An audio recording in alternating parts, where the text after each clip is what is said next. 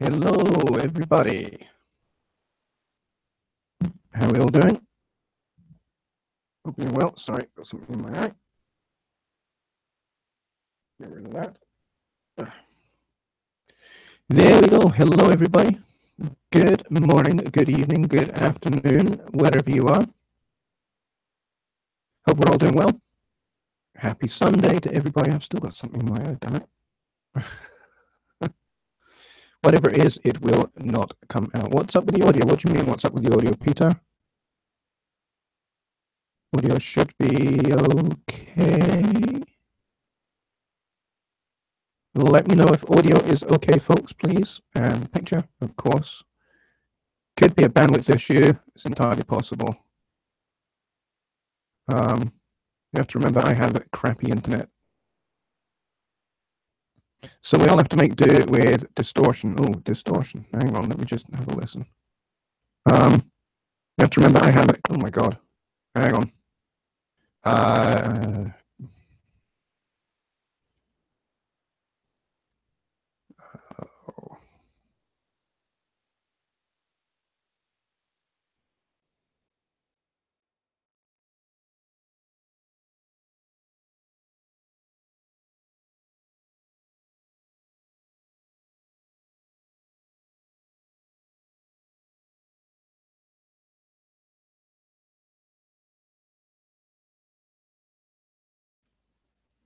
Okay, how about now?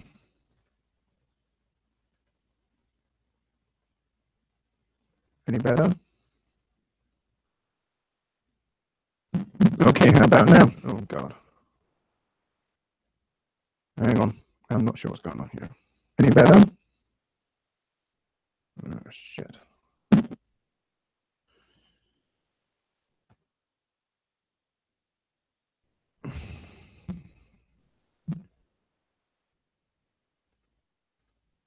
Okay, hang on a minute.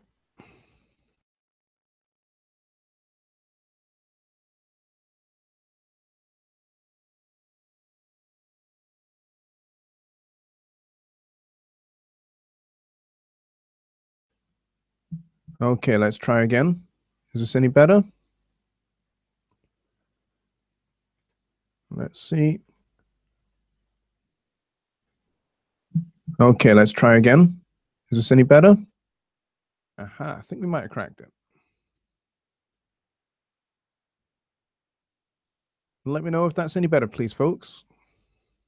Okay, I have no idea what was going on there. No idea. That was very strange. All I had to do is, to fix that, all I did was basically just turn off the interface and turn it back on in Google Hangouts. I basically just selected no interface and then reselected my interface, and it seemed to clear it up. So that's good news. We've only got 6 people here, which is a little bit disappointing. Just gone up to 7, I think. But that's okay. Small little gatherings are just as good as hundreds of people. In fact, I could probably talk to a few people rather than hundreds of people. Better. So, but all the familiar faces are here. Rainer is here. Bobby Booth and Peter are here. John Anderson, good to see you. And our Guitar 78. All my favorite people are here. And Eddie Beaumont Thomas. I do believe you might be a new person to the stream. If you are, that's great. If you're not, and I'm totally mistaken, I apologize. Is it my 32nd? I wish. Nope, it's my 42nd. Yep, October 9th, 1975 is the year I was born. Same day as Julian Lennon, not Julian Lloyd Webber, Julian Lennon, John Lennon's son. So I do share a famous birthday with somebody, which is nice. And he was actually born in the same hospital as me. So there you go. Same day, same hospital. And yes, I am a young buck. Doesn't feel like it all the time, but yes. But yes, I am 42 today, which is a little strange. Being 40 was quite exciting. It was a round number. 42, it's an even number, but it's not quite as good as being 40. So, but that's okay. So I thought I would do a birthday live stream, and we got nearly 10 people here now, which is cool. And I thought I would talk about a few things that are on my mind at the moment to do with mixing. And I also thought we could talk birthday stuff. Jonathan says, hey, you beat me by 1 day, but I kicked your butt on the years. You were born in 1951. Nice. 51 was a good year. I'll tell you why. I have a vintage wine from 1951. Is it a wine or is it? No, it's a champagne. 1951 champagne. That I'm supposed to have on my 50th birthday. So I've got another 10 years before I'm allowed to drink it. Bobby says, young one. Yes. And 42 is the answer to the meaning of life, as our guitar 78 correctly points out. And if you have no idea what we're talking about, you need to go and read a book called The Hitchhiker's Guide to the Galaxy. It's hilarious. It's full of all the best kind of British humor. And John says, that's what they served when I was born. What, a 51? A 51 champagne. Nice. It would have been brand new then. Don't ask the mice. I don't have a mouse, but I do have this little guy, Kevin the Gerbil. MGN Studios. Hey, Mike. Good to see you. He says, I'm here, but I'm editing vocals. Editing vocals is always good fun. And he says, happy birthday. Thank you very much. And 3 little birthday cakes. Bobby Booth was born. Is that, hang on, I have to get the numbers the right way around. Is that the 4th of July, 58? Is that right, Bobby? 1958. 1958 was a good year as well. Miles Davis released, darn it, what was the record that he released in 1958? It's not Kind of Blue. It's the one before it that kind of precipitated the Kind of Blue and all the modal jazz kind of movement that he was beginning to get involved in. Thank you for confirming that, Bobby. No, it's not, says Mike MJN Studios. Yes, it is. Vocal editing is fun. I love it. It's extremely entertaining. And you know, the hours pass by, and before you know it, it's 1 o'clock in the morning, and you've been editing the same 4 bars for 6 hours. Beats the heck out of a game of Monopoly, I'll tell you that much. So yeah, so it's a birthday party edition today. So we only have 7 people. We did have 10, so a few people have decided this is not for them. That's a shame. But we are going to talk. What are we going to talk about? We are going to talk about backwards mixing, which is a mixing methodology that I advocate. And oh, right, Raina, thank you. I mean, the mice from the Hitchhiker's Guide to the Galaxy, of course. That's exactly what we're talking about. That's the delay, the chat delay there. So yeah, it's a mixing methodology that I have advocated for a lot of years, since when I was first taught it, and I think that would have been 15, 16 or so years ago that I was first taught this, and just, you know, how especially easy it is to apply to a digital audio workstation, and actually it just makes working on your mix a lot more strategic. And it makes it, for me anyway, it makes me mix faster. So you guys are probably wondering what on earth I mean by backwards mixing. Do I mean I sit facing that way with the back of my head to the screen and I mix that way? Not quite. That's not backwards mixing. Backwards mixing basically means you don't start with your individual tracks. You start at the other end of the screen. So you start at the right-hand side of the screen with your mix bus, your main out. Bobby says top down. Yes, there are about 3 or 4 different names for it. Top down mixing is one of them. And essentially, you start at the mix bus, your main output, the final stereo of your summing of your mix, and you start there with EQ and compression, and then you work through your buses, and then you get to your individual tracks, and you keep working this way until you get to your lead vocals. So essentially, it precludes that you set up you organize your mix with the vocal at the extreme left and then the drums at the end before you get to your buses, which is what I do.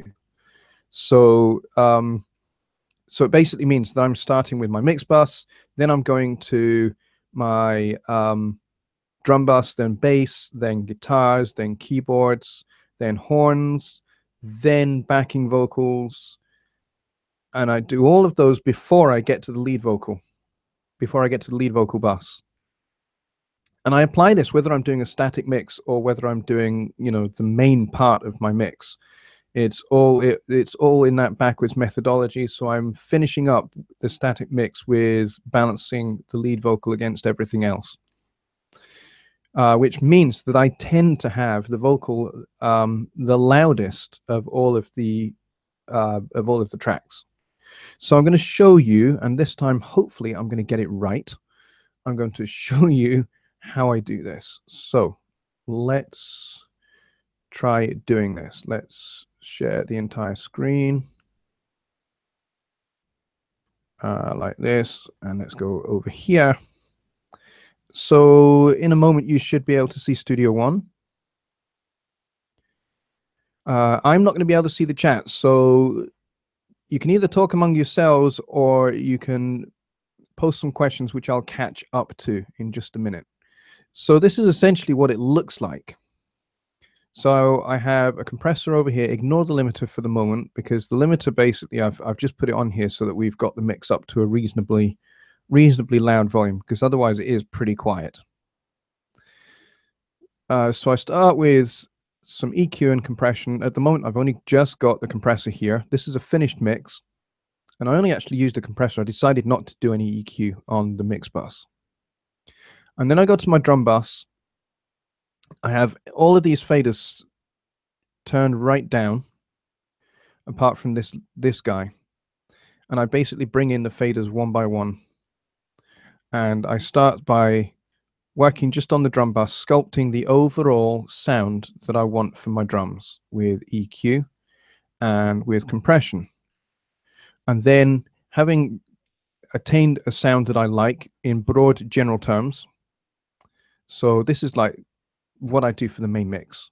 The static mix, which I talked about at the beginning, I'm just basically setting the fader levels of the buses, and then I go and set the fader levels of these guys over here until I'm done. And these guys, these effects buses don't get added until the end of the mix, basically. This is the final part of my mix. So having done the static mix, I then get into the drum bus, as I said, and then I bring in the bass bus. Even though the bass is only a single instrument, I have a bus for it because sometimes I will run a DI signal as well as a mic signal from an amp as well, and I will combine the two. So that's why I have a bass bus. In this case, I didn't do that. I just had my DI signal. I didn't use the amp signal in the end. And so I then sculpt my sound from my bass and with EQ and compression against the drums. And then I bring in the keys and I do the same. And then the next thing I will do, let's just cancel that. Next thing I will do is I will miss out the solo bus, because this is a soprano sax solo in this particular song. I'll leave that, and I'll go on to the horns, which is a bit more of a kind of horn section kind of sound, and I'll process those. And then the next thing I'll do is the backing vocals, process those in the same kind of way, and then I get to the solo bus.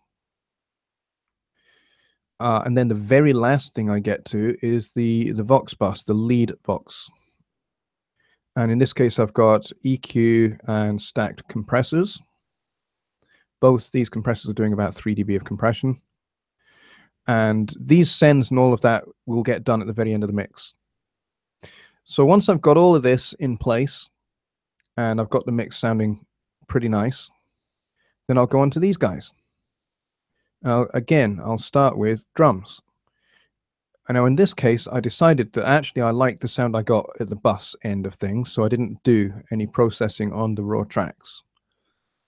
And then I went to the piano and the Fender Rhodes, and did a little bit of complementary EQ to get these guys nice and separated. And then I moved on to these horns over here. Now notice there's pretty much not a whole lot going on apart from high-pass filtering, because I really didn't think that basically all I had was a trumpet and a tenor sax, and the two instruments sound distinctly different enough that I figured I didn't really need to do anything but a high-pass filter. And again, I ignore the soprano sax because it's a solo instrument. I'm going to do that second to last. And then my backing vocals and my lead vocals, again, I didn't do any processing. There's nothing here because I liked the sound that I got at the bus end of things. So basically, I'm only processing individual tracks if I really feel they need it. Otherwise, I'm not going to touch them. I've learned over the years to leave them alone. If I like the sound that I get in the bus end of things, then I'm going to leave alone the individual tracks, because you can overprocess all too easily. You know, if you're just getting into the habit of going, right, I've got nothing in these tracks, grab a compressor, grab an EQ, and start just chucking plugins around and start processing. And before you know it, you can end up with something that just sounds very, very over-processed. And certainly with the type of music that we've got here, I'll play you a little bit of it. You should recognize this is Chanel from my EP. I'll play you just a little bit of this in just a second. But I don't want this particular kind of music to sound over-processed. I want it to be natural sounding as much as possible. So all of my EQ and compression moves are subtle. I'm not really doing on any of the buses or any of the other tracks, I'm not really doing anything more than maybe 3-4 dB of compression on any given track. And the way I get depth perception is by how I manage the attack and release of the compressors for each of the tracks.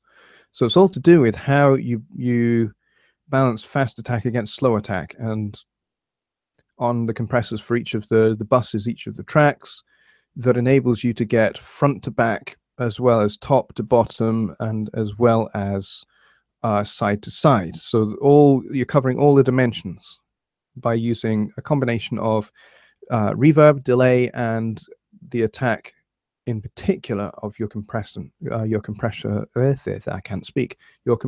settings. All right, so I'm going to play a little bit of this. Hopefully this is not going to sound too distorted. I'm just going to quickly flip back to the chat over here. If your guitar tracks are DI, do you want amp synths? Do you wait with amp synths too? Sometimes I do. Yeah, if they're DI, then yes. I will quite frequently do that. Yeah, you're quite right. Oh, let's just minimize that. You don't want to see that. All right, so I'm going to play a little bit of this, and this is the final mix that I actually printed to go off to digital distribution. So I'll play a little bit of this. Some of you may already be familiar with this, but you won't necessarily have seen how I processed it all.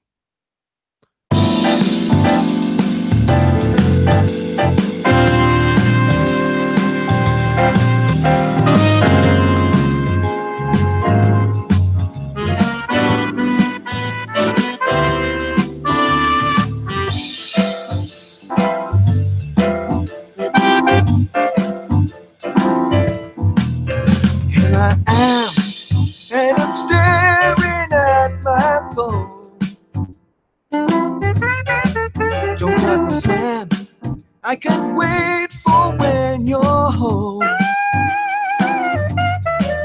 There'll be wine and sweet recline. I close my eyes, see the city. All right, so there you go. That's the finished mix altogether. If I go back to my buses, I can show you a little bit of kind of how I processed all of this. So as you can see, look at these compressors. I've got them all kind of in their mini modes on the buses here. I pretty much always have my EQs and compressors open in these mini modes so that I can see kind of what the settings are. And the good thing about the compressors is that these are constantly updating all the time.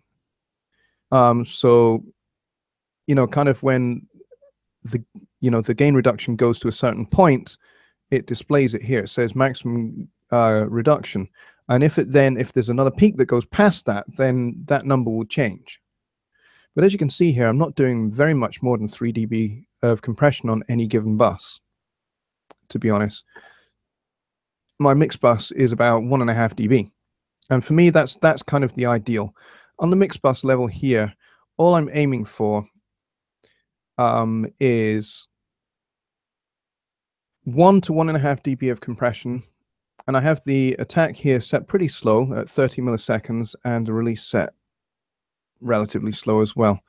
The reason for these specific settings is that they are derived from the bus compression settings on an SSL console. I found out from a mix engineer friend of mine who taught me pretty much everything I could ever want to know about an SSL console. He has one in his studio and in London, and at the time that I was living and working in London as a session musician, I used to frequent his studio pretty much all the time, and we would just sit and I would just learn. I just sat there and I learned, and we would work on mixes together. Stuff that he'd been working on, he would then let me also mix as well. And so I learned the attack and release profiles of the SSL mix bus compressor. And so ever since then, anytime I've had compression on a mix bus in a DAW, be that Cubase for over 20 years to Studio One for the last 4 years, this is my default setting. In fact, I actually have it set up. I've called it Master Bus. So it's just default to these positions here. And then all I'm having to do is just adjust the threshold. So nice and easy on the mix bus. I'm just hoping that you guys are getting all of this. Let's see. John Anderson says, can you go over your initial setting for the compressor on the left-right preset and touch on your choice on the effects? Are they your favorites? Beat, delay, room, reverb. By the way, I know how sweet that mix sounds. I think you just covered the compression whilst I was typing. Okay, sure. Effects. Yeah, again, I'm a bit of a minimal kind of guy with effects. How do I explain this? I've been a professional mixer for a good number of years now, but I have never really been particularly a fan of reverb. It's just a personal thing for me. I just don't necessarily like too much reverb, so I tend to have my reverbs very, very subtle. And I use them very specifically for a particular purpose, not just to create a nice sense of space, which is what a reverb can do for you. A reverb, when done well, can give you a lovely sense of space to your mix. But the other thing that reverb can do is that reverb can give you a sense of the tracks that are being sent to those reverbs. It gives them a sense of being further back in the mix. So you can, kind of just like you can use a faster attack compressor to, kind of really clamp down on the transients, which pushes the track further back in the mix. So you can do a similar kind of idea with reverb. So you can do a combination of the two to place things further back in the mix, and then you'd use a slower attack and maybe a lot less reverb, or maybe something else like a delay to give something a sense of real forwardness. In fact, I mean, I have two compressors stacked here. I have a sneaky feeling this one, I think I set up as a de-esser. Yes, I set up this as a de-esser. Yeah, that's what I did. But I have only the lead vocal going through a delay. Everything else, pretty much apart from the keys and the bass and the drums, are going through reverbs. The reason why the keys are not going through reverbs is because they already have reverbs printed to those tracks, so they don't need additional reverb. But I can most certainly go over what I've got in terms of reverb. So my backing vocals, my horns, and the soprano sax are all being sent to the reverb. Let's take a look at the reverb. Not that settings are anything in particular, because you go with what works for your particular mix. You know, if you were to carbon copy these settings, they wouldn't probably do you a whole lot of good. So this is the room reverb. I'm using the solo verb preset, which I then just manhandled. I tweaked it a fair amount. I increased the size to 20 meters, gave it a little bit more width, 54 milliseconds of pre-delay, and then the length. Look at this tail, 2.24 seconds of tail, which is pretty cool. Kept the mix right up the middle. Dampness, reasonable. And I liked it like that, to be honest. Again, because I don't like a whole lot of reverb, I've gone for a reasonably large kind of hall sound, but then dialed the actual amount being sent pretty low, so about 24-ish on each one of these here. For the the other thing to note is that after each of these effects, I have a high-pass filter. This is really important. If you've not come across this concept before, this is really, really important.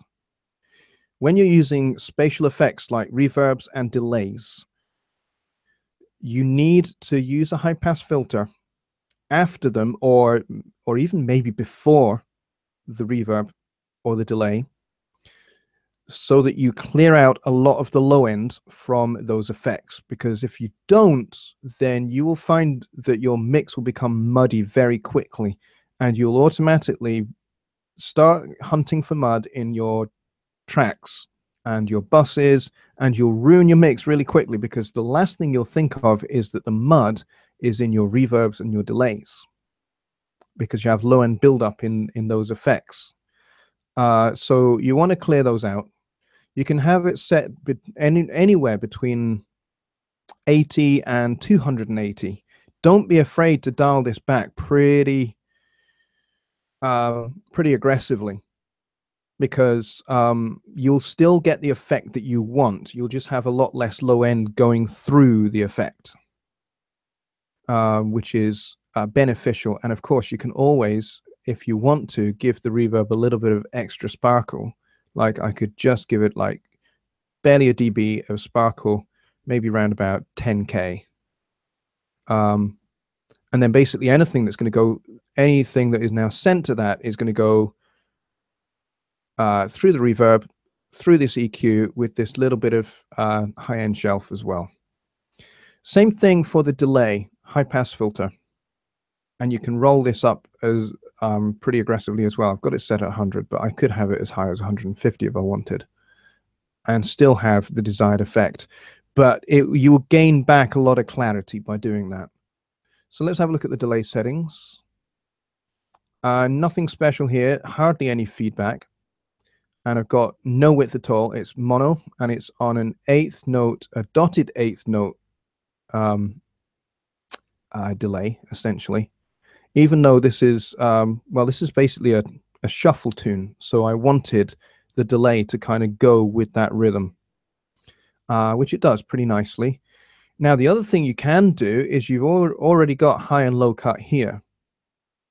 So you could manipulate this a little bit, get some of the high end out of there, get some of the low end out of there as well, clear up some of the low end in the delay already.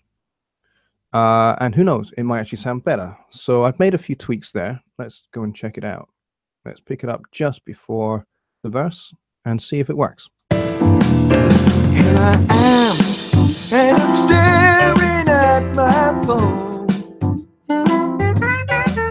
Don't have no plan, I can't wait for when you're home. There'll be wine and sweet recline.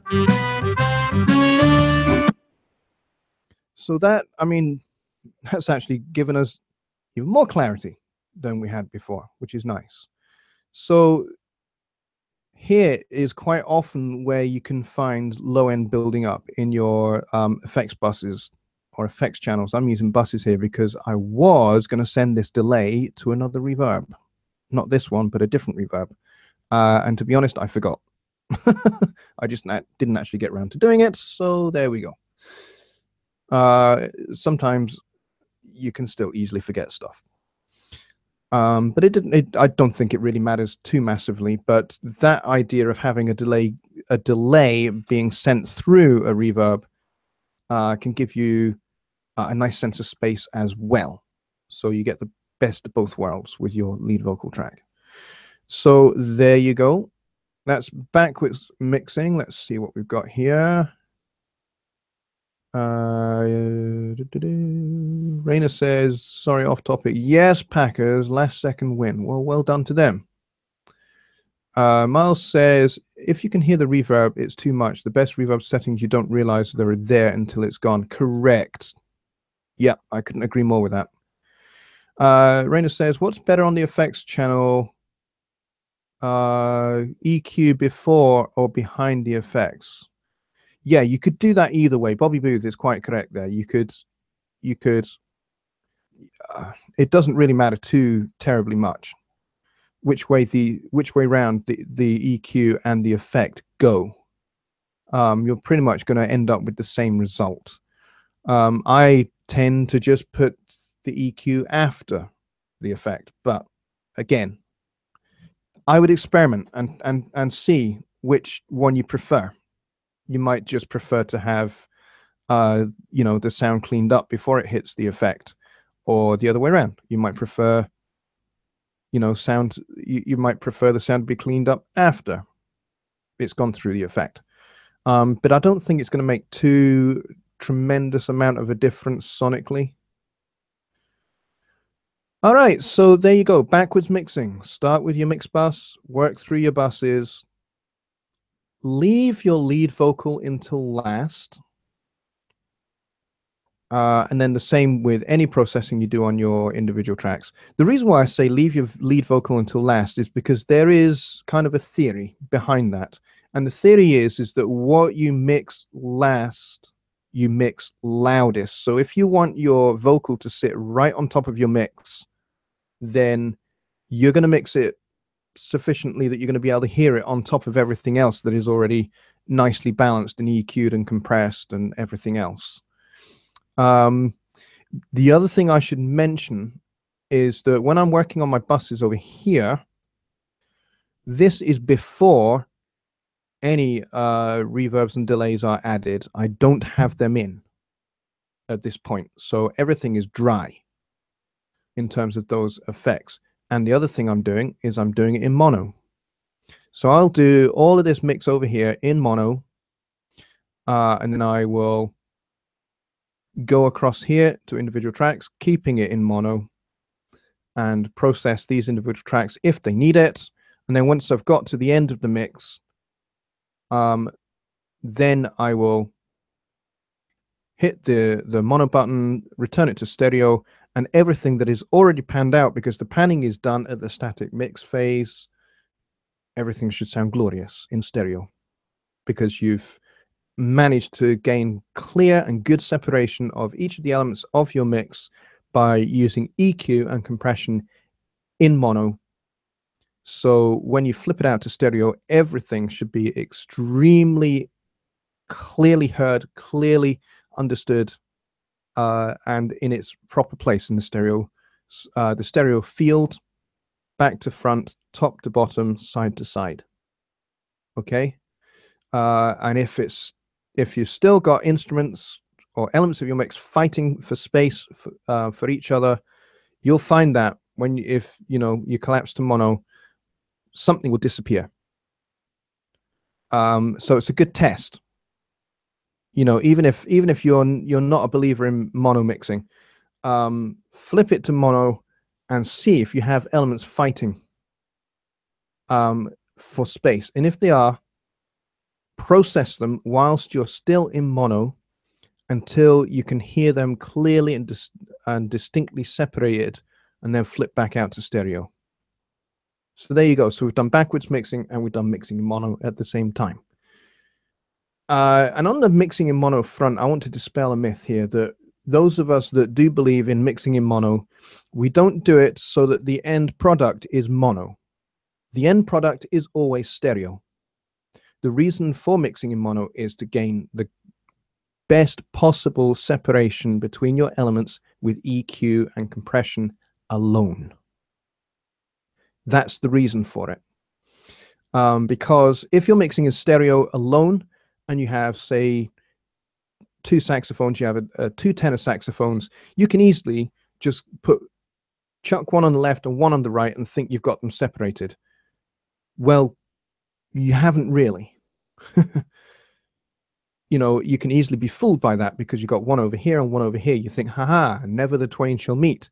However, if you get up from your mix position and take a walk to the back of your studio, or even down to the hall, down the hallway, or wherever your studio leads off to. Mine leads off to a hallway.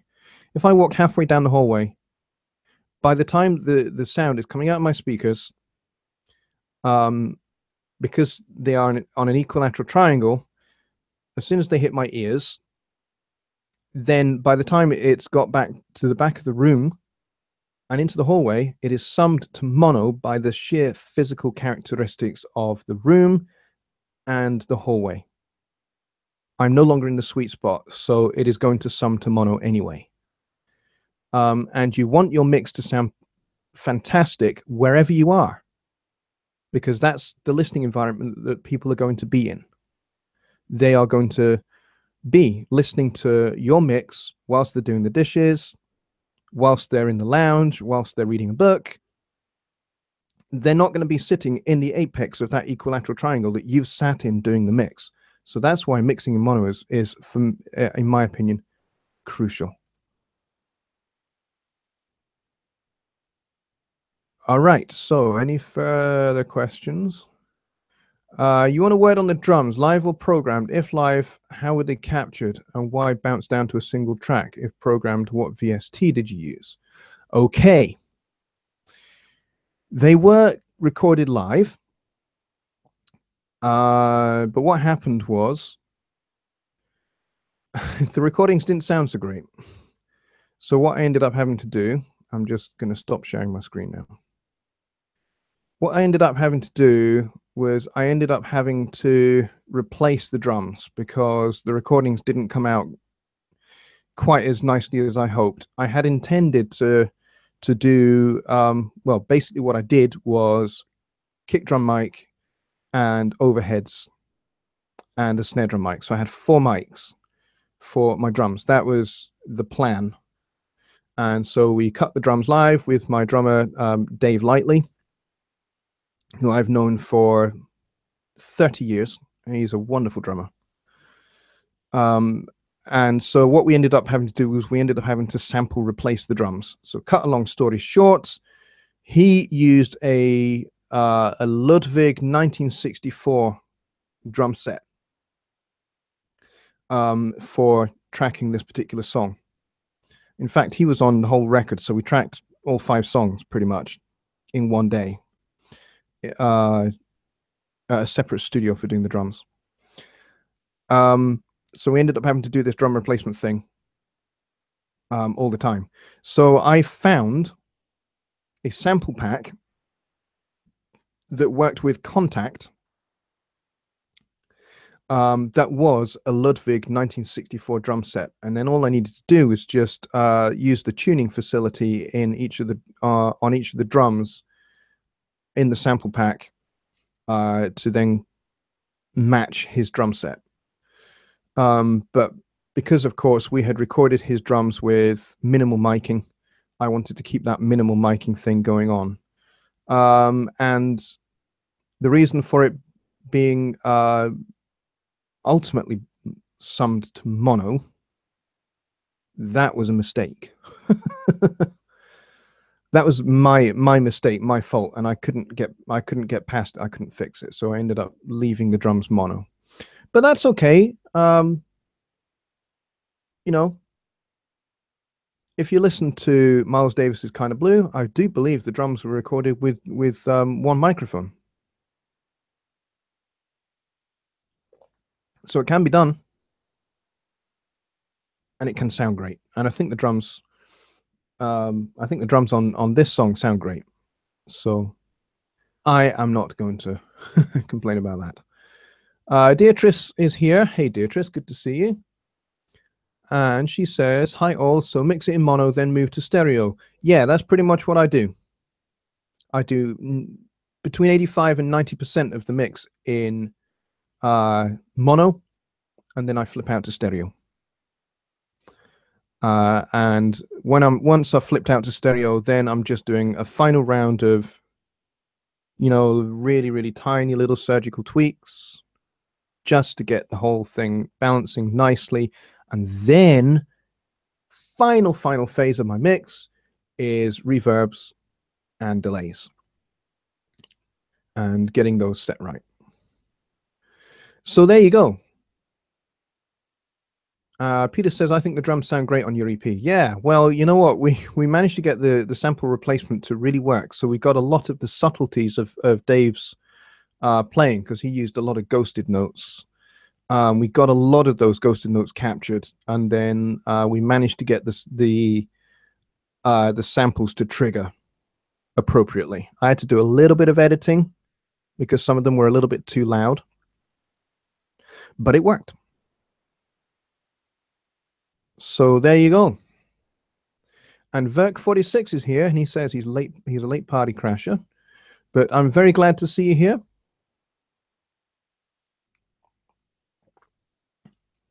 So there we go. Mixing in mono and backwards mixing, and why you should use them. Raina says, "My next mix will be a gospel choir with a band, a song from Michael Jackson. If you allow, I go to share again for a mix critique, and I try to do it backwards." Yeah, great, Raina. Yeah, we can do that, mate. You know the drill, you know the procedure, how to go about doing that. For those of you that don't know how to send me a song for mix critiquing, the process is dead simple. What you do is you send me an email, and the email should contain an MP3 of your mix. So it needs to be MP3 at 320 kilobits per second. So basically the highest quality MP3 that Studio One will allow, or whatever DAW you're using will allow. And then you send that to me via email with maybe a few lines explaining the song and explaining kind of what you did in your mix, just edited highlights of your mix. And then you PayPal me £20, and we set up a Skype session.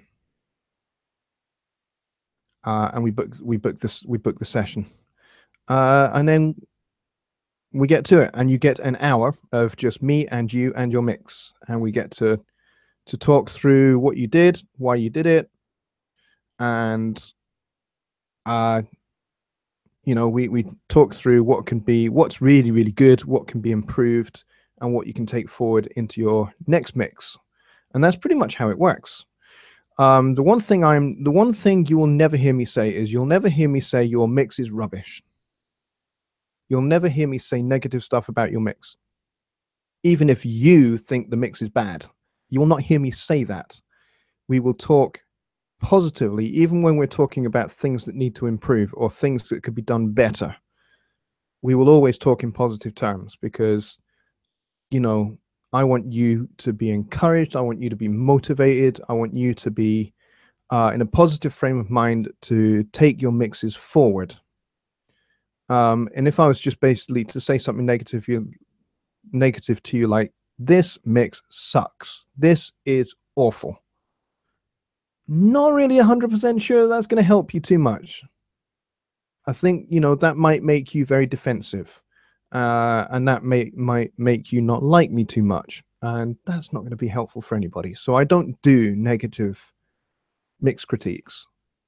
You know, I will always talk in positive terms about what's great about your mix, what needs to be improved, and help you develop a strategy for making those improvements going forward.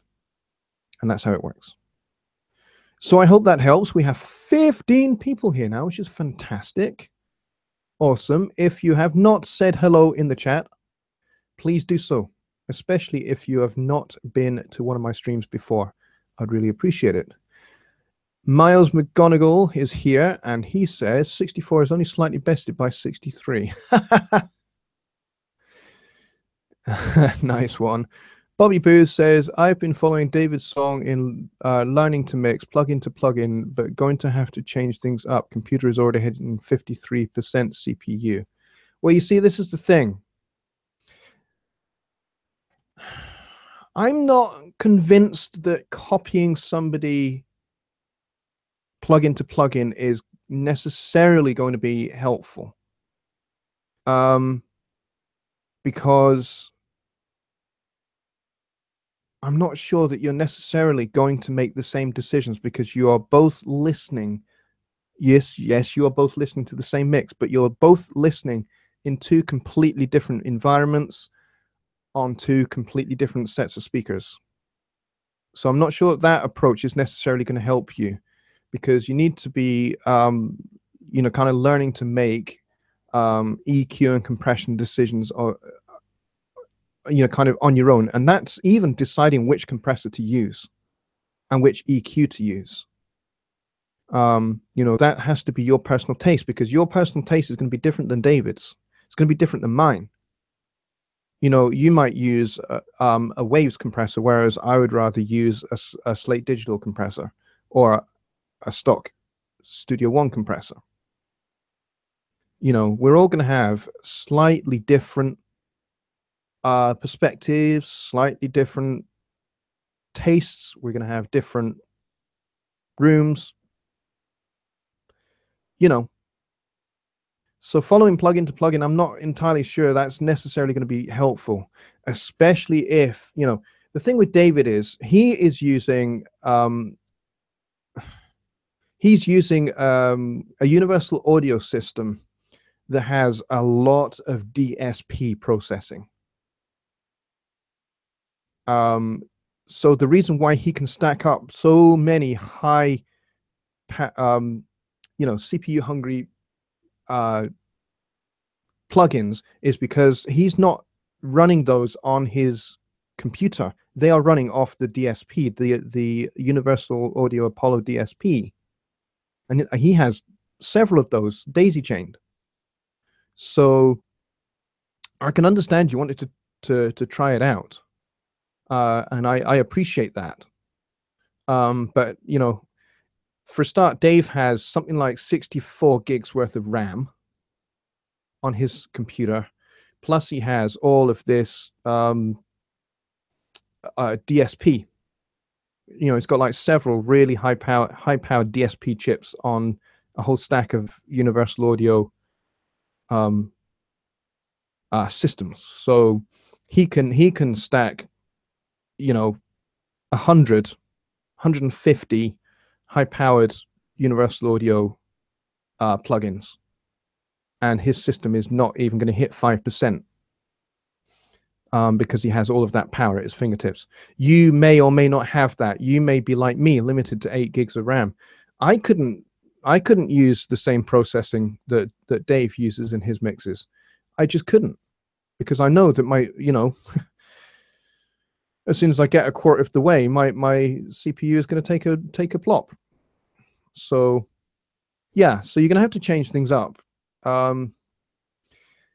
Maybe what I would suggest is use your most intense processing plugins on your buses and go lighter on your individual tracks, or even leave some of your individual tracks alone.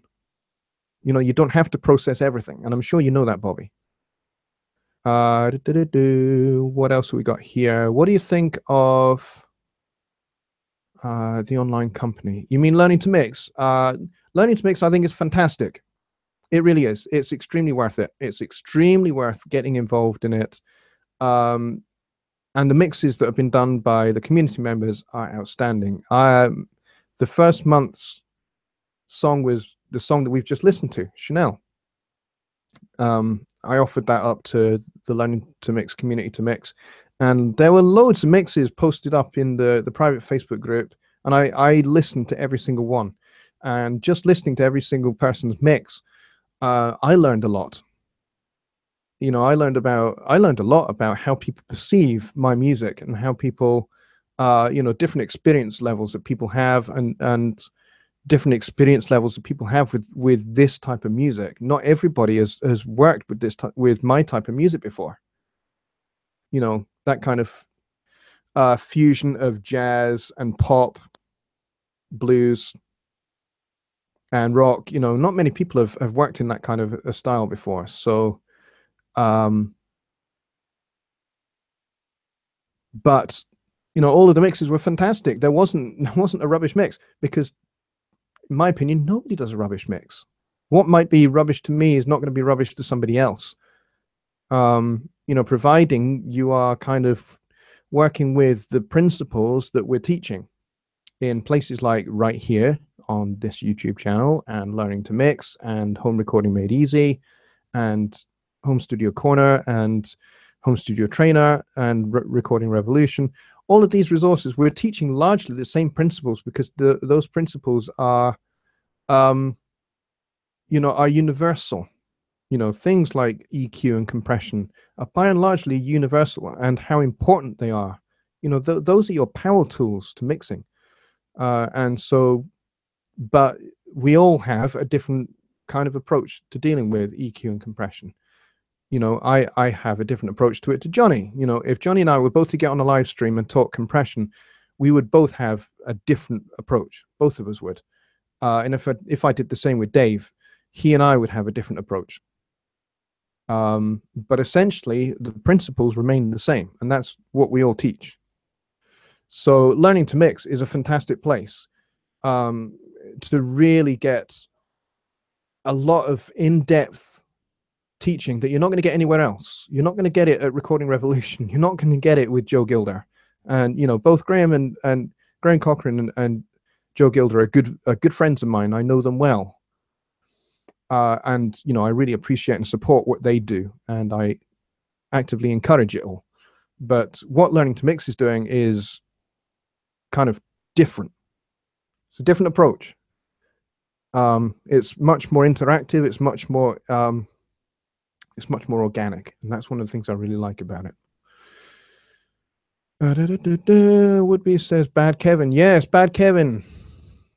Yes, Kevin did eat all the cake. Naughty Kevin. He is on the naughty step. Yes, I know. We'll be going to my regular style. Good for you, Bobby. Woodby says, "So Dave has a pro studio setup, unlike I will ever have, but he does teach well." You know what? I'm going to debate that with you, Woodbeast. I am actually going to debate that with you, because it's not about the gear, it's how you use the gear. You know, doesn't matter what's in your tool set, it's how you use the tools to build the house. That's the important thing. If the house stands, when the wind comes, when the rain comes, when the tornado sweeps through, if your house is still standing, then you know you've built a good house, even if you've only used some very basic, very regular tools, because that's all you've got. If you've used those tools creatively and built something that is strong and secure, nobody can argue with that. Even if you've done it with a cheap laptop under $300, you've got an interface under $100, you've got a mic that's under $50 like this one, And I did all the vocals for what you just heard on this mic. It's under $50, and I'm using a PreSonus Audio Box USB, and I'm in a tiny room. You know, this is hardly a pro setup, is it? And yet I work professionally in here. You know, I work every single day for clients all over the world, mixing, mastering, session work. I play this guy, my Ibanez AGR 70 guitar, and behind those I play my basses, I play my pianos professionally. I do all of this. And I've never had a complaint yet from a client. So it's not about where you are. It's not about what room you're in. It's not about treated versus untreated. It's not about speakers versus headphones. It's using what you know and using it well. That's my opinion. MGN Studios says, Bobby, if you don't have the power, follow David, but don't use all the plugins he does. I've done that before and regretted it and had to start over. Exactly. For as much as it's important to learn by emulation, I don't think, you know, copying exact numbers for numbers is going to help you. It's not really going to teach you anything. It's just going to teach you to parrot fashion what you're seeing. I'm not saying that that's what you're doing, but Bobby says, yes, Woodbeast, I've learned a lot from him, Johnny Guy, Jonny Lipsham, and Joe Gilder. Who's this Jonny Lipsham guy you keep talking about? He sounds good.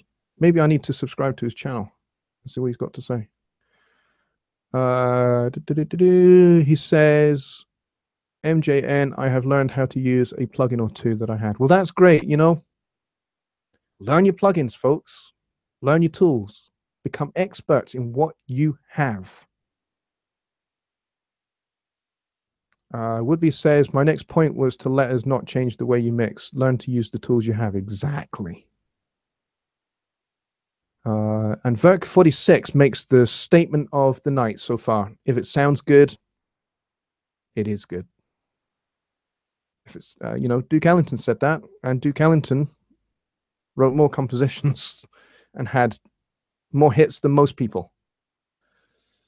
And that was his maxim. You know, he basically said, if it is right, if it sounds right, it is right. Even if on paper, in terms of technique, in terms of the way he voiced things for his big band, it looks wrong. It looks awful. It looks wrong. No, you don't put the melody in the baritone sax. You put the melody in the trumpet and the clarinet. No, you don't do it that way. But you see, he made it work. John Anderson says, quick question on the invite to the PreSonus mixing site. PreSonus mixing site. John, I'm not sure what you're talking about there, the PreSonus mixing site.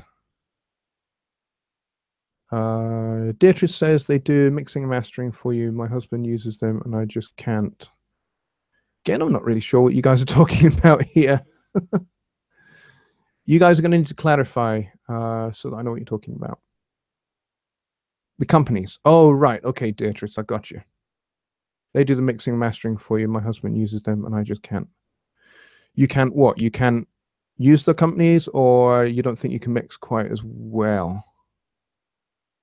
Dave has dough. I do not, but he's still a good teacher. Well, you know what? I don't have a lot of money. I really don't, actually. I could tell you some stories, Woodbeast, about how little money I have that would make your hair curl. Seriously. You know, I have to fight to not go over my overdraft limit every month. So I don't have a lot of money. You know, what I have in this room, I have built up over the past 25 years. You know, I started off with an Atari ST and a tiny little monochrome monitor and a Roland D20 keyboard and an SM57 microphone. And that's all I had. And a little mixer, a little 12-channel mixer. That's it. And then I bounced that all down to cassette. That's all I had back then when I started. with my own home studio. That's what I started with. And gradually, over the years, I have added to it, and I've taken away, and I've replaced, and now I have what I have. No, Woodbeast, really, I'm not offended at all. So you've got nothing to worry about. I think what I'm trying to say, and I hope this is coming across, that it's not about money. It really isn't. You know, you don't have to have multi-thousands of dollars to be good at mixing. You can be sitting in a dank garage with one microphone, one interface, a pair of cheap headphones for under $30, and a free version of Studio One. You can make a hit record. You can mix great. You can do great mixes on that setup, providing you know those things that you're using inside and out, backwards, forwards, sideways, with your eyes shut. You can do it. Never let anything stop you. Never let any limitations stop you. Getty is here. Good to see you, my friend. He says, so what do you think of the Slate Everything bundle? I'm in here very late. Whose birthday is it? It is mine. I am 42. Just, yeah. It's 1 o'clock in the morning on October 9th. Officially, my time of birth was 10 to 8 in the morning. So officially, I'm still 41 for a little bit longer. But there you go. MJN Studio says this is an expensive hobby. Well, it can be. It can be. You don't have to have all of the expensive stuff. You don't have to have the $100 plugins. You really don't. You really don't. You don't have to have the $5,000 Neumann microphones. You just don't. You know, the quality of low budget technology now is so good that you just don't.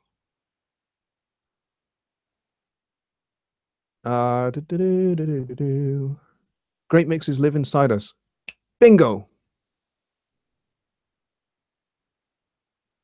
Happy birthday, you old fart. Thank you, Getty. Appreciate that, my friend. MGN says, you're a baby. Yeah, well, I'm a balding baby. All right. Bobby Booth says, money slows me down, but I keep going what I have. And you know what? That's it. That's it. You keep going what you have. Never let anything slow you down. Never let anything stop you making music. Whatever it is. MJN Studio says, Mike says, I have an $80 CAD mic. There you go. If you know what that mic is capable of and what sources it sounds best on and where to place it in the room and, you know, how to gain stage it into your interface, well, you're golden. You have it. You can make a hit record with that. Especially if you've got a great song that's really well arranged and you've got a great singer standing in front of that $80 mic. You are golden. So you really don't need a space like Dave Vignola's got. Woodbeast asks, perfect birthday gift for you would be, oh, that's a great question. That's a great question. And that's a hard one to answer. What would be the perfect birthday gift? I don't actually know. I've actually got a bunch of birthday gifts coming, which I cannot talk about, unfortunately, because I've been sworn to secrecy and have signed contracts to that effect. But I have those coming over the course of the next few weeks. Grammy Award would be nice. Yes. A Seaboard. You know, I'm not really a big fan of those. They look pretty cool, but I'm not really sure I'd be up for one of those. Do you know, I really don't know. What would be the perfect gift?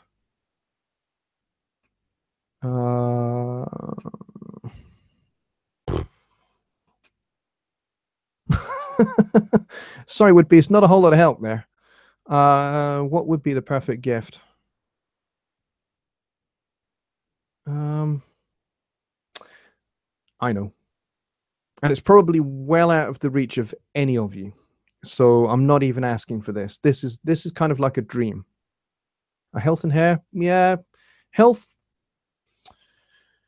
For those of you that know, I've been battling an infection ongoing for the last 6 months. So I'm still fighting it. It's not a whole lot of fun.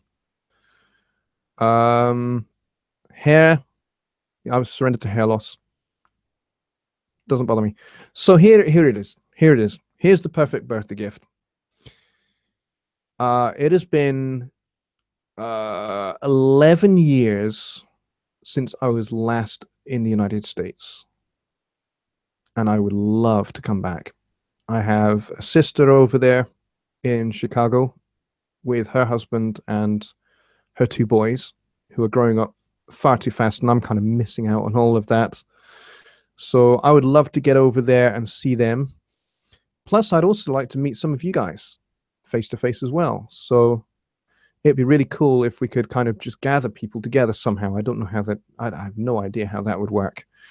But it would be really cool if we could put on some kind of event where we could get me, Johnny Guy, Pete Woj, Dave Vignola, Graham, and Joe Gilder, all in the same place with all of you guys, and we could just, well, we could have a party to start with, but we could certainly have a load of fun talking, mixing, and mastering, and music, and all of that, and we could actually make some music. Hey, we could have a jam. You know, I'd bring one of my basses with me. We could have a jam. Dave Vignola plays drums. Joe's a good guitar player. Graham's a good guitar player. I'm sure one of you plays keyboards, you know, pretty good as well. I do as well, but, you know, I could bring my bass and we could have a rocking time. That would be awesome. Just gather as many, you know, audio guys as we possibly can into one place. Yes, we could do it at Johnny Give's place. That could be pretty cool. I think we'd probably have to think of somewhere kind of a little bit more central, maybe, because, you know, we'd have Dave coming up from Connecticut. We'd have Pete coming in from New York. We'd have Joe coming in from Nashville. We'd have Graham coming in from Tampa, Florida. So that could be a little bit of an organizational nightmare. But yes, if money were no object, that would be awesome. And to have a few days to go and spend with my sister would be epic. So there you go. Raina asks, when am I in Cologne again? I have no idea. My band is no more, so otherwise we would be coming over to play the Cologne Jazz Festival probably. We would have come this year, but my band is no more, so I'm officially bandless now. So there you go. What is stopping me coming over? A ticket, yes. Yeah, plane tickets out of Edinburgh are so expensive. My parents, just a few weeks ago, they went to go and see my sister for a week or so, and it was over £1,000 return, and that's for both of them. So, you know, it probably about 600 or so pounds for me, which is a ton of money. So, but yeah, so that's a little bit of a dream. Maybe one day I'd like to come out and I'd like to see you all and shake all of your hands. So there you go. Getty says, OMG, all those musicians in one place would be awesome. Yes, it would be awesome. It would be epic. Movie Kid asks, why did the band finish? The band ran for 21 years and started out as a 12-piece band, 12-piece soul, funk, jazz group. And there was the economic crash of 2008, and I had to half the band. I had to lose 6 out of my 12. So we went from a 12-piece soul funk band to a 6-piece soul funk band. And, you know, gig venues just wouldn't book a 6-piece band anymore. So we had to reduce again. So we reduced to a quartet and then to a trio. And we remained a trio for about 5 or 6 years. And now venues won't even book a trio. They just want solo acts. So I couldn't afford to run that. So there you go. How much is £600 in dollars? That is a great question, Mike. I'm not sure. There's probably some kind of currency calculator on Google that you could probably use that gives you, the most up-to-date exchange rate. I don't know what it is. I know the pound has taken a little bit of a dive recently, so not entirely sure. MJM create a fund. Well, you know what, guys? That would be awful nice, but I'm not asking anybody to do it, okay? I'm not asking you guys to do anything. It is just a dream. I would love to go. I'd love to go back, but I'm not asking you guys to do anything.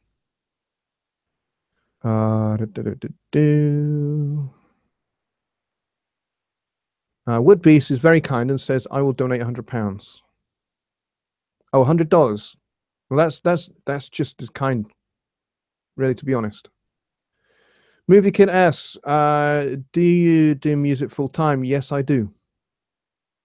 I have done for 20 years. Full time. I graduated university in 1997 and pretty much had no money, so the best I could do was I found a restaurant that wanted a piano player, so I went and sat in the restaurant and I played Monday night, Tuesday night, Wednesday night, Friday night, and Saturday nights, just playing piano all night. And they would feed me pizza, they gave me beer, they gave me whatever I wanted. And I did that 4 nights a week for 6 months. And that's how it started, my professional career. And then I started getting into studio work because I started meeting people at jam sessions, and it kind of went from there. It spiraled completely out of control. To the point, I mean, this is when I was living in London at the time, because I went to university in London. And that's kind of how it started. And before I knew it, I was playing on film scores. I was playing at some high-profile jazz clubs like Ronnie Scott's in London, the Bulls. What's it called? The Bull's Head Arms in Barnes, which is just outside of London. There's a fantastic jazz place there. Pizza Hut Express Jazz Club, again in London. So I started frequenting all those places and going to jam sessions a lot. And that got me into playing in recording sessions. So that's where it all started. And then I moved up to Edinburgh, back home, in 2006. And so I worked my band. I took a day job as well. I got into high school teaching. I was a high school music teacher for 2 years. And all the time I was building up my studio, because I had a studio down in London as well as up here for a little while. Hence the name Jonny Lipsham Studios. But I just have the one studio now for the last 10 years. Been one studio. So there you go. $785. It might be something like that. You know what? I really don't know how much the flights are. That was just a guess. based upon how much my parents' flights were. It might be more. I don't know. I will need to actually look it up. Kind of what economy class would be. But again, like I said, I'm not asking. Deirdre says, my last band met in a converted storage unit. Cool. That's a great place to rehearse. Woodby says, but JL is getting a special thing soon, he says. Yeah, I'm getting a few special things soon, actually, that, again, I cannot talk about. Wish I could, but I'm not allowed. So what does the average week look like then? Well, I have to do school runs for my kids to take them down to primary school. They are in primary school. So I take them down to school every morning and I pick them up every afternoon from school. And those intervening times, I'm in here working on client mixes or making videos. I try and get my videos done kind of first thing in the morning as soon as I come back from doing school run. I try and get a couple of videos done. And then I've got an album I'm mastering, a 13-song album I'm mastering for a guy in Hong Kong. I've got a 12-song album I'm doing full production on, so I'm playing keyboards and bass. I'm doing some drum programming for a guy for his album. Plus, once we've all done with the recording, I'm mixing and mastering it. So that's a fairly big project. So I've got those going on. Plus, I have Rainer will tell you and Peter will tell you I have mix critiques as well. I can do those. Like I said, they're very cheap. They're just £20 and you get a whole hour where we look at your mix. So those are great. I love doing those. And then, of course, I do live streams with Jonny every Wednesday, doing the Songwriting Wednesday. And I do a live stream every month with Dave Vignola.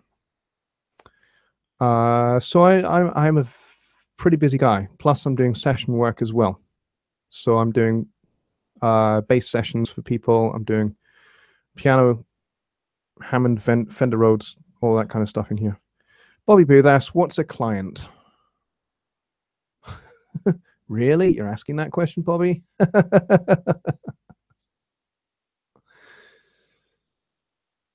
Yeah. You know what?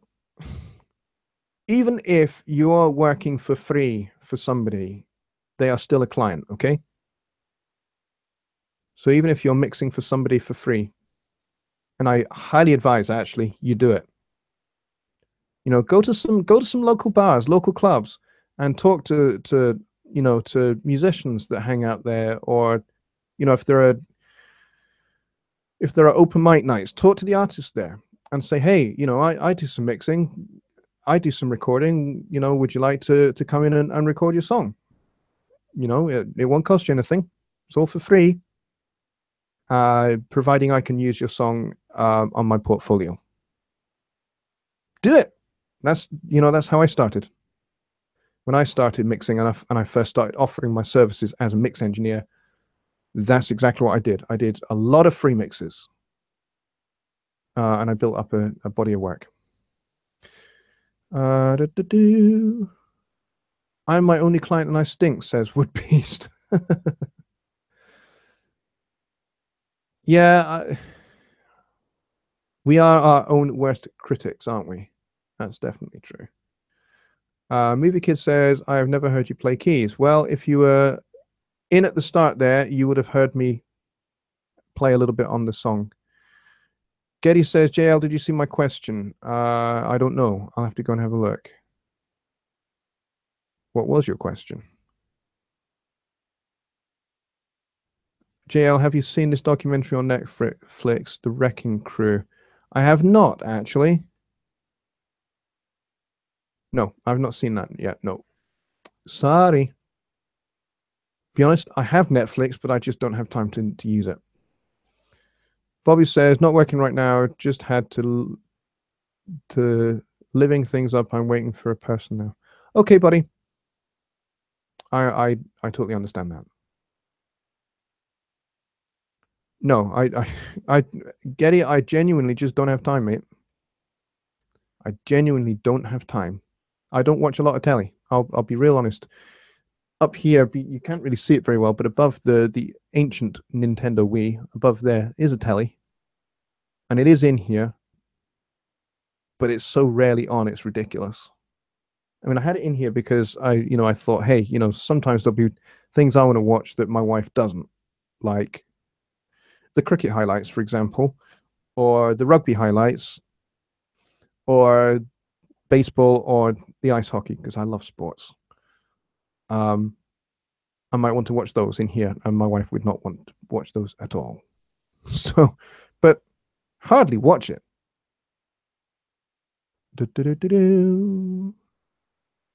Raina says something I'm not really sure I understand. 10 something are waiting for new music. Let's start work. All right, I'm going to wrap this up very soon because it's coming up on 1:30, and it is, for me anyway, it is my birthday in the morning, so UK time. So I don't want to be falling asleep at my birthday lunch. We are going to a restaurant called Gusto, which is an Italian restaurant. So I'm really looking forward to that. Going to be really good. Deirdre says 20 steps from fame. Anyone? Do you mean have I rubbed shoulders with anyone famous? Yes, I have. I have. What's your strongest genre? Would you say movie kid ass? Well, I'm mostly a jazz guy, to be honest. That's what I grew up with. That's what I grew up playing. But that's not to say that's all I play. I play Latin stuff. I will play rock. I will play blues. I will play gospel. I will play most things. I've even played some country. Not that I like it, but if that's what pays the bills, then that's what I do. As I said, I've been in the orchestra for film scores, so that's kind of like classical stuff. Woodbeast wants me to name drop. I'm not really a name dropping kind of guy, but yes, I have mixed with some famous people. Oh, all right then. I'll give you one, and you may well have never heard of him. If any of you have ever heard of Michael Brecker, the tenor sax player, the late Michael Brecker, who died in January 2007, I have met him on a number of occasions, and he was an astonishing saxophone player. Just unbelievable. And I've met him several times. Him and his brother Randy, I've met them several times. I was at a jam session once when the legendary drummer Billy Cobham got up and joined in, and I was on Fender Rhodes at the time, and well, I nearly peed myself when I saw Billy get up to play. But he played with us for a good 20 minutes, and it was awesome. What was weird was he kind of after 20 minutes or so, he got up from the drum set and he walked back to the bar. He had a beer and then he left. It was most strange. He'd literally just walked in the door, got up and played drums, went to the bar, had a drink, and then left. But there you go. Getty says Buddy Rich Band was amazing, but man, he was mean as hell sometimes. Yeah, he was. I never got to meet him. When my mother was pregnant with me, she took me to, well, she had to take me. She had no choice. We went to see Buddy Rich when he was in Manchester, I think it was. He played. So unfortunately, I actually missed out on seeing him in person. However, if any of you are familiar with the Muppet Show, and in particular the drummer Animal in the Muppet Show band, well, I did meet the drummer that played the drums for Animal for the recordings. A British guy called Ronnie Verrill. The band a big band I was playing with at the time, this would have been, gosh, 25 years or so ago. We were playing at a jazz festival, and his band were also playing the same jazz festival. They were playing the same night. So Ronnie very kindly came to check out the band that I was with, and he was very kind enough to say, hey, why don't we both do a joint set? So his band and my band, well, it wasn't my band, but it was the big band that I was playing in at the time. We both did a joint set, and me and Ronnie Verrill did a drum duet, and he was like 87, 88, I think, and he blew me off the stage. I was a teenager. And this old dude totally blew me off the stage, and we went for a beer afterwards, and he was extremely nice and had a lot of good things to say about my playing, which was really nice. So there you go. And I was playing drums at the time. So yeah, Buddy Rich could cuss like a crazy man. He certainly could. He would probably make Quentin Tarantino cry, I should think. And you love them, the old guys in the balcony in the Muppets. Yeah, so do I. Sarcastic as heck. Love those guys. And Mike says, I saw Buddy the year before he died. Yeah, I would have loved to have seen Buddy in real life. That would have been awesome. Anyway, folks, it is 1:30 in the morning.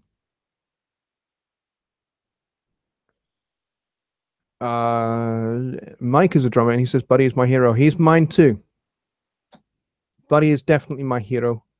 I would say my most influential drummers of all time, Buddy Rich, Ronnie Verrill, because Ronnie, when he was playing as Animal, he totally got me into drums when I was like 2 or 3 years old.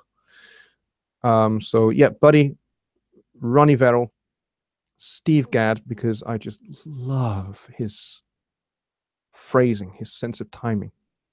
It's just beautiful. Love it. And I'm actually quite partial to a bit of Benny Greb and a bit of Keith Carlock as well. I think they're both extremely awesome drummers. So anyway, it is 1:30 in the morning, and I'm going to check out of here. We've been on for 2 hours, and we have had pretty much 15 people the whole way through, which is awesome, because all I have done is talk nonstop. So thank you all so very, very much for coming on my birthday party special edition of my live stream. I really appreciate it. You guys are all awesome, and I love you all very, very much. So thank you very much for all coming, and appreciate all of the great questions as well. I've had some belters tonight about mixing, mastering, and also some nice personal questions as well. So it's really cool. So I am intending to do my next live stream on Saturday. So not Sunday, it's going to be Saturday, probably the same time. But I will post up some kind of video kind of notifying you for sure when it's going to happen. So that's going to be the plan. So I'm sure I will see you on Johnny Gibe's stream on Wednesday for the Songwriting Wednesdays stream. And I will check with Dave when I'm doing the next stream with him. And if that clashes with Saturday's stream, then head over to Home Recording Main Easy stream instead. Okay, so until then, folks, I will bid you a very, very good evening. Good night. Woodby says we need a Halloween edition. Yeah, I'll think about that. Maybe we could do something Halloweenish, and we could explore some spooky effects in Studio One. That's cool. Would be sorted. Good night, folks.